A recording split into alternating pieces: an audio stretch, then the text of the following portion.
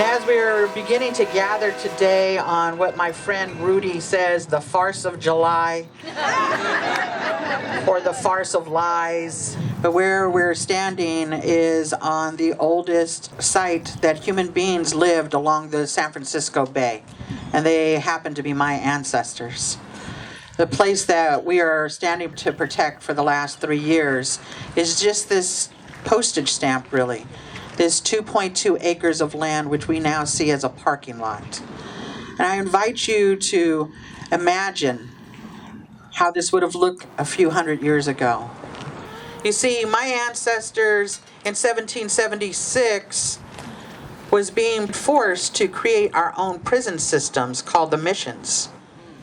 At the same time that people on the other side of the country were fighting for what they call independence, we were creating for ourselves the first prison industrial complex in California.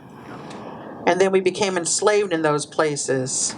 So my ancestors are specifically descendants of those that were enslaved at Mission Dolores in San Francisco and Mission San Jose in Fremont.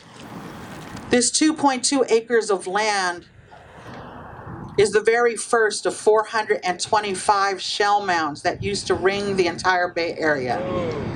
The cemeteries of our ancestors are not protected like cemeteries that were created after the United States was made here. This very young country created laws. The very first laws of California was the extermination of California Indian people, backed by the federal government's dollars of $1.3 million. $5 a head and 25 cents an ear. Our ancestors had to go into hiding. And it really has just been in the last generation that we have been able to stand for our sacred places. And we have reached out to all of you to do that with us.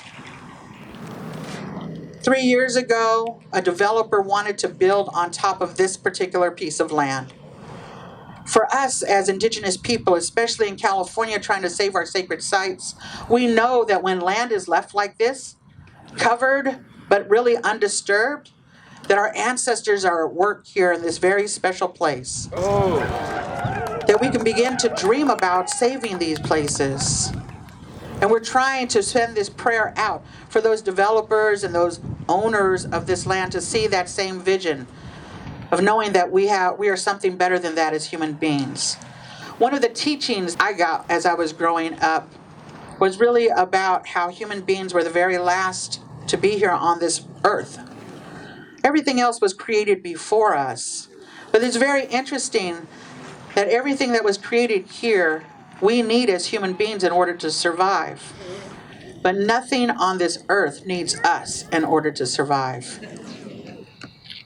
If we begin to think of ourselves in that kind of way, to remember that we're the little brothers and sisters, that it's our duty to take care of our elders, the water and the trees and the land and the sacred sites and our ancestors, then we can do something different.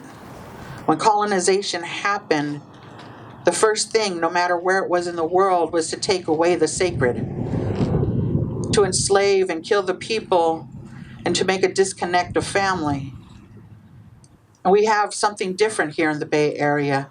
I believe that this place is a magical place, that my ancestors laid down prayers thousands of years ago for all of us, that we're going to gather on this sacred site. It's our job to stand up at all times when we can. You do have a voice and you have strength. And I want to thank you so much for coming out and spending time with us today. Oh.